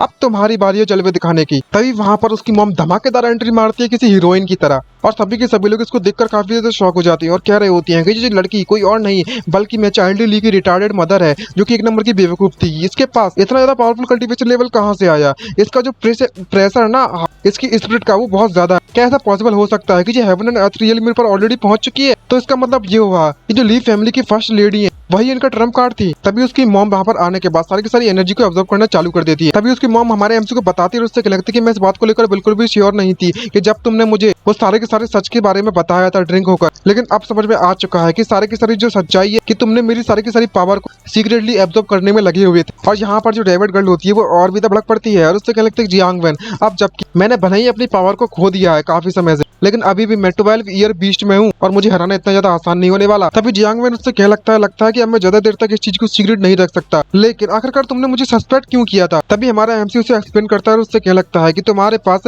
थोड़ा बहुत तो एक्सेस रहेगा किसी के भी ब्रेन का जब से तुम हमारे मेंशन में आए हुए तब से, लेकिन जब से तुम हमारे मेंशन में आए हो तब से ना तुम्हारी जो स्ट्रेंथ है वो बहुत ज्यादा तेजी से बढ़ने में लगी हुई है। और उस फैमिली का मास्टर होने के नाते मुझे तो तुम्हारे बारे में थोड़ा बहुत तो ध्यान रखना ही चाहिए था और मुझे केयर करना चाहिए था, मैंने सही कहा। तभी पीछे से हमारी एमसी की मॉम आती है और उस पर कंधे पर हाथ रखते हुए उसकी तरफ घूरती है और उससे कहने लगती है कि अब जबकि मैं मास्टर की मदर हूँ तो मैं वाकई तुम्हारे बारे में कभी ख्याल रखना चाहती हूँ। और तभी उसको पकड़ कर दो ही पछाड़ देना चालू कर देती है उसकी मॉम, कहते हैं भाई सॉलिड मार रही है और इधर उधर गोल गोल रानी कितना कितना पानी करके उसे जोर जोर से घुमाना चालू कर देती है, जिससे कि जियान उनकी हालत खराब होने लगती है और घुमा घुमा कर दूर फेंक देती है और फेंकने के बाद जंप मारती है।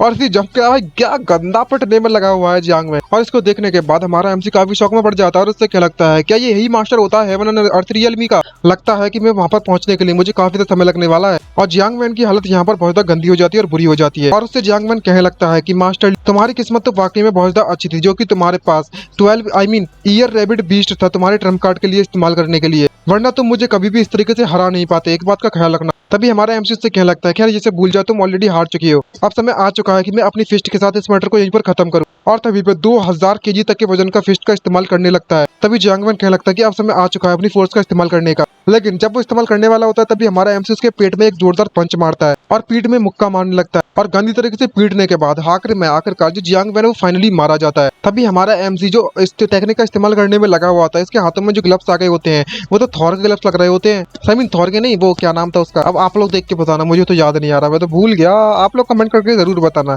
जितने लोग जानते हैं ना वो सभी लोग कमेंट करो। इसको देखकर हमारा एमसी कहने लगता है कि ये वाकई में हेवन एंड अर्थ आर्मर को मैंने जब कंबाइन कर दिया है और मंकी डांसिंग के साथ वो कितना ज्यादा पावरफुल बन चुका है, ये तो कमाल की चीज है। इसको देखकर ऐसा लगता है कि मैं कम से कम 3000 केजी तक के वजन का इस्तेमाल कर सकता हूँ और जबकि मेरी बॉडी प्रमोट हो जाएगी। तभी नेक्स्ट डे का सीन दिखाया जाता है जहाँ पर वो बटलर हमारे एमसी के पास आकर उससे कहने लगता है कि मास्टर जो गू फैमिली है वो ऑलरेडी मर्ज हो चुकी है हमारे साथ, अब जबकि हमारी जो फैमिली है वो कांगर सिटी में बहुत ज्यादा पावरफुल बन चुकी है। तभी हमारे एमसी उससे कहने लगता है कि जिनको चोट लगी है उन्हें रिवॉर्ड के तौर पर उन्हें कुछ बढ़िया सी चीज दे दो, क्योंकि उन लोगों ने काफी अच्छे तरीके से फाइट जो की थी। तभी बटलर उससे कहने लगता है कोई शक वाली बात नहीं है मास्टर, मैं ऑलरेडी आपको काफी समय से फॉलो करने में लगा हुआ हूँ तो मुझे पता है कि आप क्या सोच रहे हो। तभी बटलर चुपके से आता है उसके पास, उससे कहने लगता है कि सबसे इंपॉर्टेंट वाली बात ये है कि आपके लिए मेरे पास एक बढ़िया खबर है, जो फोर्थ कंक्यूबाइन है उन्होंने एक बेबी को जन्म दे दिया है। ये बात सुनने के बाद हमारा एमसी कतई एक्साइटमेंट से भर जाता है और उससे कहने लगता है कि अब तुम मुझे यहाँ पर उस जगह पर उसे देखने के लिए ले जा सकते हो। तभी हमारा एमसी उस फोर्थ कंक्यूबाइन के पास पहुंच जाता है।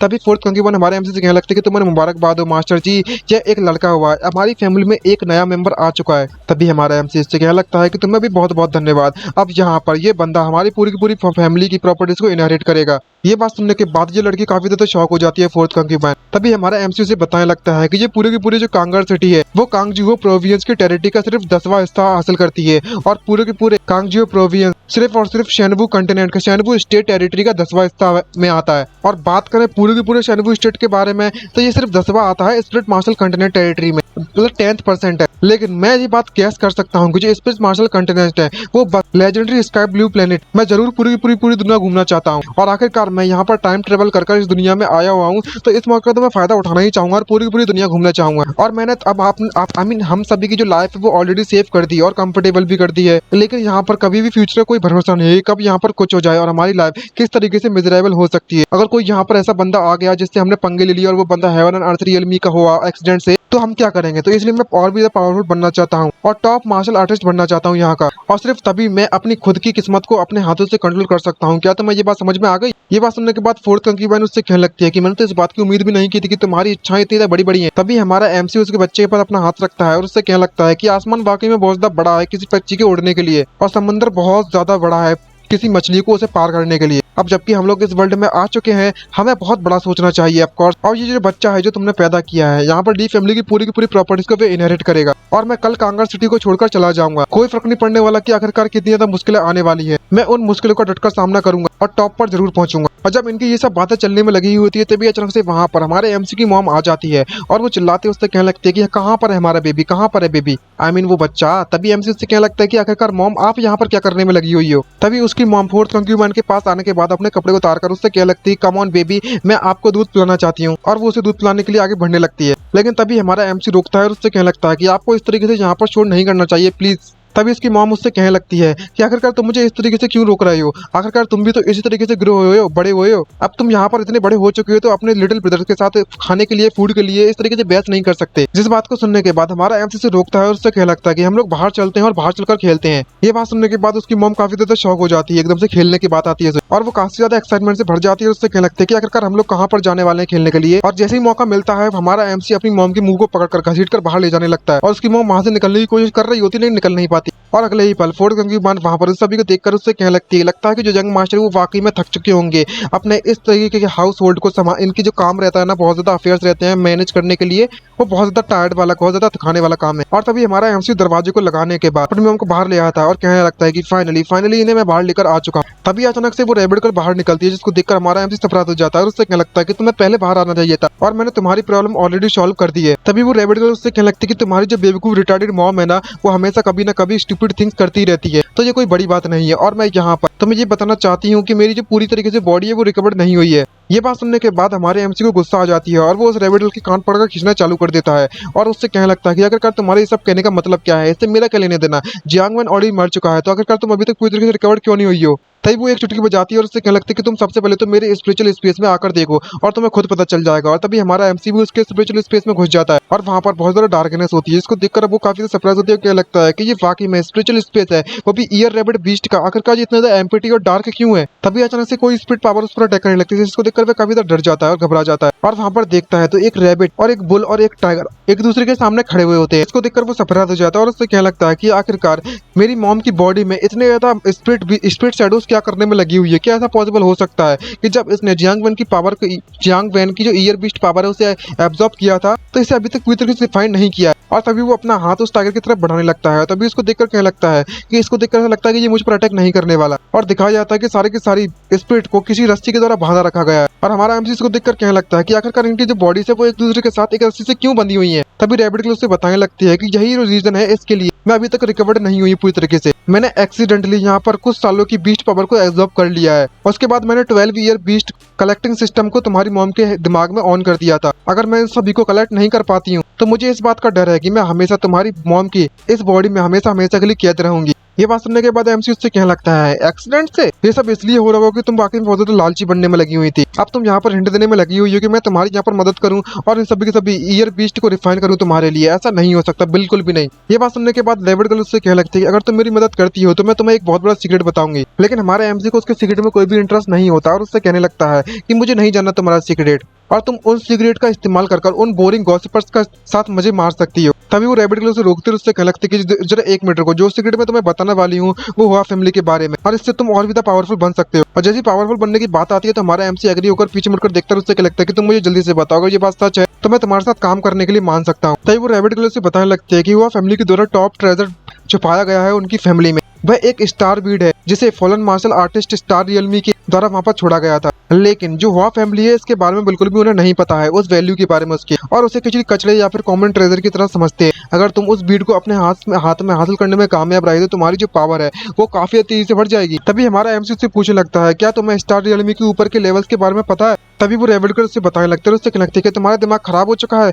जहाँ तक कि जो 12 ईयर बीस्ट हूँ मैं वो भी सिर्फ स्टार रियलमी पर, और तो यहाँ पर सिर्फ और सिर्फ कम से कम सिर्फ और सिर्फ 100 ऐसे लोग होंगे जो कि स्टार रियलमी पर पहुंचे होंगे पूरे के पूरे शेनवू स्टेट में। और बात करें कॉस्मिक और अल्टीमेट रियलमी के बारे में तो वो सिर्फ और सिर्फ लेजेंड में पहुंच गई होंगे। बात सुनने के बाद हमारा एमसी थोड़ा सोचने लगता है और उससे कहने लगता है कि जो भी ये कहने में लगी हुई है वो सच है और इसकी नॉलेज लिमिटेड है। कर कोई नहीं, इस बात का मैं फायदा तो उठा ही सकता हूँ कम से कम। सबसे पहले तो मैं हाई लेवल्स को खुद जाकर एक्सप्लोर कर लूंगा कि आखिरकार क्या लेवल से हाई। तभी हमारा एमसी उसे रोकता है। उससे क्या लगता है कि ठीक है, मैं तुमसे तुम्हारे साथ डील करना चाहता हूँ, लेकिन मैं तुम्हारी मदद कैसे करूँ। तभी रैबिट गर्ल उसे बताने लगती है कि मेरे लिए सबसे ज्यादा इंपॉर्टेंट मटेरियल है स्पिरिट बीस्ट पिल, और मुझे उन पिल को लेने के लिए कम से कम 12 स्पिरिट बीस्ट पिल चाहिए पड़ेगी हर साल, जिससे पहले कि मैं सारी की सभी 10 ईयर तक की एनर्जी को कलेक्ट कर सकूं। ये बात सुनने के बाद एमसी गुस्सा होने लगती है और वो उससे कहने लगता है कि एक हाई क्लास स्पिरिट बीस्ट पिल की जो कीमत है वो कम से कम 500,000 सिल्वर टेल्स है, और बात करें 12 पिल्स की तो वो 6 मिलियन।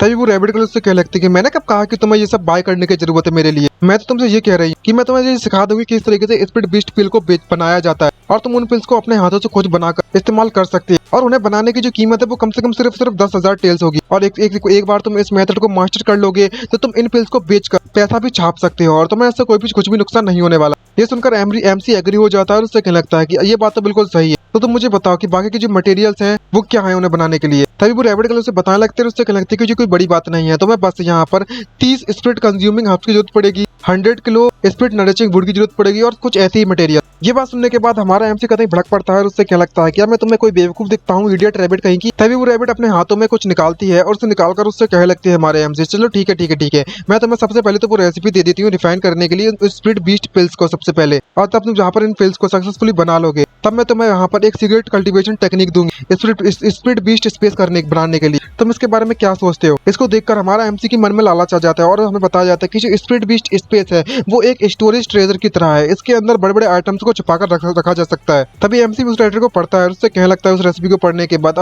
अब तुमने इतना कुछ मुझे दे दिया है बेनिफिट करने के लिए सबसे पहले, तो ऑफकोर्स सी बात है कि मैं इसे लूंगा। और हमारा एमसी पहली फुर्सत में वहां से निकल लेता है और उससे कहने लगता है कि अब मैं वापस जा रहा हूँ और इस रेसिपी को ध्यान से देखूंगा, अगर ये फेक नहीं होती है तो मैं तुमसे मिलने के लिए वापस जरूर आऊंगा। और अगले ही पल हमारे एमसी को दिखाया जाता है जो कि अपनी उन स्प्लिट बीस्ट पिल को बनाने के लिए प्रैक्टिस करने में लगा हुआ होता है और कई सारी हब्स को जलाने के बाद भी वो सक्सेस नहीं कर पाता। और इसको देखकर कहने लगता है कि इसको देखकर तो स्प्लिट बीस्ट पिल कम लग रही है, कोल ज्यादा लग रहा है, कोयला। लेकिन वो हार मानने के लिए तैयार नहीं होता और उसने इतना बेकार मटेरियल का ढेर जमा कर रखा हुआ होता है और कहने लगता है कि मैं फिर से ट्राई करूंगा। मुझे इस बात पर भरोसा नहीं होता कि मैंने नहीं बना पाऊंगा। और इसी तरीके से बहुत ज़्यादा समय बीत जाता है और वो बेल बजने लगती है। इसको देखकर एमसी कहने लगता है कि जैसे वो बेल बजती है मुझे इनसे जल्दी जल्दी जाकर मिलना होगा। आखिरकार ऐसा क्या इंपॉर्टेंट मैटर है कि जो ली फैमिली है वो इस तरीके से बेल बजाने में लगी हुई है मुझे बुलाने के लिए। खैर भूल जाओ, अब मुझे वहां पर जल्दी जल्दी जाना होगा। और जैसे ही हमारा एमसी उस हॉल में जाता है तो वो वहां पर देखता है तो वहां पर हुआ शेंजी ऑलरेडी बैठी हुई है। तभी हुआ शेंजी हमारे एमसी से कहने लगती है कि मुझे इस बात में चिंता हो रही थी तुम्हारे बारे में, जैसे मैं तुम्हें छोड़कर यहाँ से गई थी, लेकिन अनएक्सपेक्टेडली तुम्हारी जो फैमिली है वो यहाँ पर पहुंच चुकी है तुम्हारी बदौलत। तभी हमारा एमसी उधर बैठकर उससे कहने लगता है कि यहाँ पर कुछ भी ऐसा बात करने वाली चीज नहीं है, क्योंकि जो मार्शल स्पिरिट है और मार्शल स्किल है वो फंडामेंटल है। और मैं ये गेस कर सकता हूँ कि तुम ऑलमोस्ट 4th लेवल पर पहुंच चुकी होगी हॉली स्पिरिट रियलमी के। मैंने सही कहा? तभी वो बंदी उससे कहने लगती है कि ये तो काफी अच्छी बात है कि तुम्हें अपने बारे में सब कुछ पता हुआ है अच्छी तरीके से, और इसलिए मैं यहाँ पर आई हुई हूँ आज। क्या तुम्हें 20 सेक्ट के बारे में पता है? ये पूरे के पूरे कांगजीओ प्रोविंस में सबसे बिगेस्ट मार्शल सेक्ट है जो कि डिसिपल्स को सिलेक्ट करता है हर 10 साल में एक बार। तभी हमारा एमसी इस बात को सुनने के बाद मन में सोचते हुए कहने लगता है कि मेरे नजरों में जो वुमन होती है वो हमेशा परेशानी का एक कारण होती है, लेकिन जो मिस हुआ है वो मुझे अच्छी तरीके से जानती है और वो हमेशा मेरी मदद करना चाहती है ताकि मैं मार्शल आर्टिस्ट के पीक पर पहुंच सकूं जल्द से जल्द। तभी हमारा एमसी उसका धन्यवाद करता है और उससे कहने लगता है कि आपने जो मुझे इंफॉर्मेशन प्रोवाइड करवाई है उसके लिए आपका बहुत बहुत शुक्रिया। अब मैं जल्द से जाकर अपना सामान पैक कर वहां पर निकलने के लिए तैयार, और वह वहां से जाने लगता है। दूसरी तरफ से जो सेंजोआ होती है वो हंस रही होती है उसको देखते हुए। तभी कुछ समय के सीन का बाद दिखाया जाता है बात का, जहाँ यहाँ पर हमारे एमसी की एक नई जर्नी स्टार्ट हो चुकी है, जहाँ पर वो जब वहां पर निकल पड़ता है 20 सेक्ट की तरफ तो वो काफी ज्यादा थक चुका होता है और आराम करने के लिए कुटिया के पास जाकर कहने लगता है कि मैं काफी ज्यादा थक चुका हूँ, अब मैं यहाँ पर आराम करूंगा आज रात के लिए। और तभी वो ऊपर की तरफ बढ़ने लगता है। जैसे वो जाने लगता है तभी उसे एक बंदा दिखाई देता है जो कि उसे घूरने में लगा हुआ था,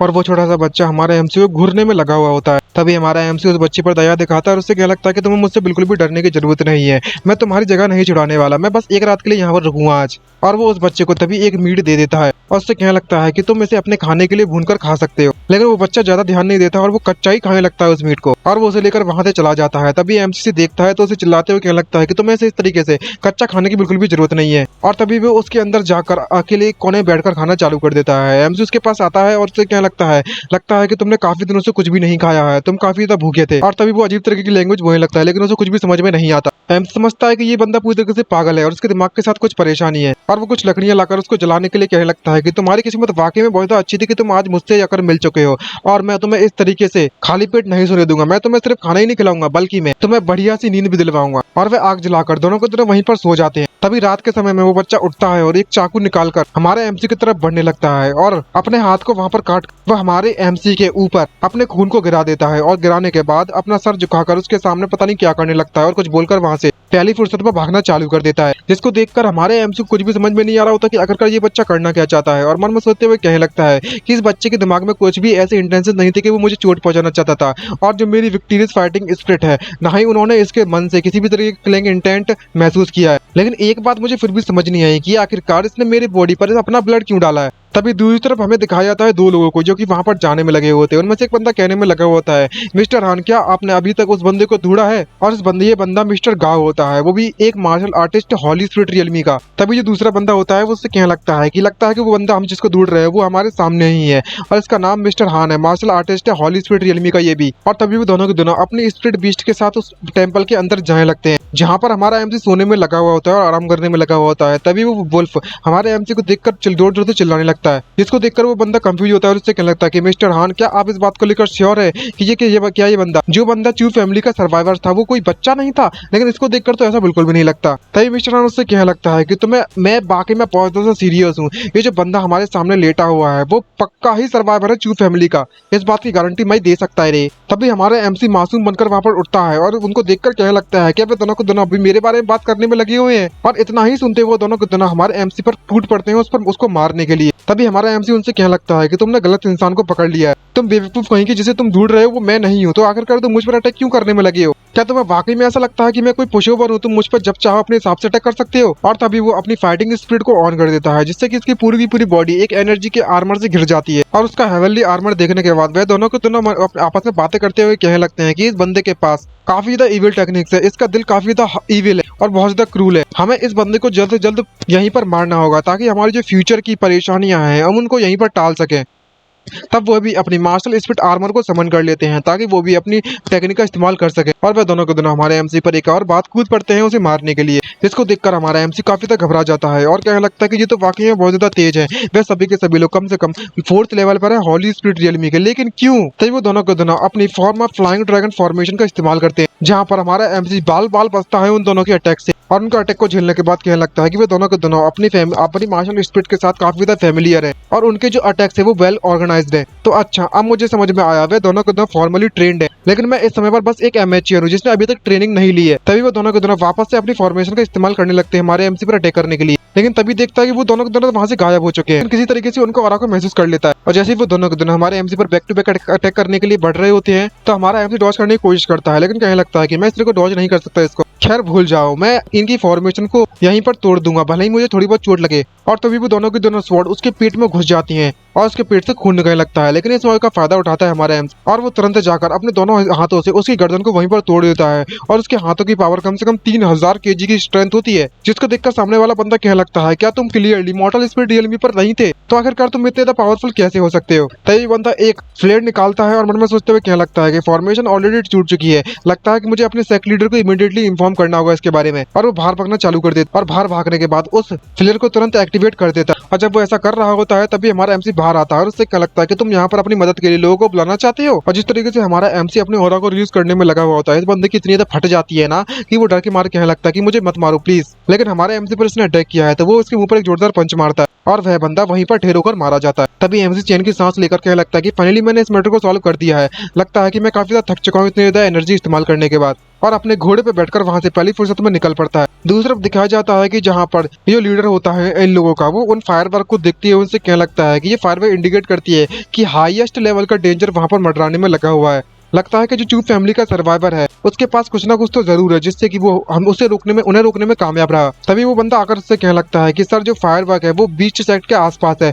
जहाँ पर उनके जो सेक्ट है वो डिसेबल रिक्रूटिंग रिसेंटली प्रिपेयर करने में लगे हुए हैं जिससे कि वो नए स्टूडेंट को एडमिशन दे सके। अगर हम लोगों ने उस बंदे से जल्द से जल्द छुटकारा नहीं पाया तो मुझे इस बात का डर है कि वो बंदा बीच सेक्ट में जाकर छुप जाएगा। ये बात सुनने के बाद वो बुढ़ा उससे कहने लगता है कि तुम्हें चिंता करने की जरूरत नहीं है, मैं पर्सनली जाकर उस बंदे को खुद अपने हाथों से मारूंगा इस बार। और इसी बड़ऊ के साथ मैं इस पार्ट की यहीं पर एंडिंग करना चाहूंगा। उम्मीद करता हूँ कि वीडियो आप सभी को मेरी पसंद आई होंगी। पसंद आई है तो वीडियो को लाइक करना मत भूलिएगा। सो गाइस, अगर आप लोग हमारे लाइक टारगेट कम से कम लाइक तो कर दीजिए करेगा। आप लोग देखते हो यार, कम से कम 1000 लाइक तो पहुंचा दो। अगर कल तक 1000 लाइक पहुंचा देते तो नेक्स्ट पार्ट आपको तुरंत मिल जाएगा इसी बिल्कुल 24 घंटे के अंदर अंदर। तो उम्मीद करता हूँ कि आप लोग लाइक कर दोगे और सब्सक्राइब कर दोगे और कमेंट करके जरूर बताना। तो आज के लिए इतना ही, मिलते हैं नेक्स्ट वीडियो में। Bye bye, see you, signing out. तो गाइस अपना ख्याल रखिएगा, बाय बाय।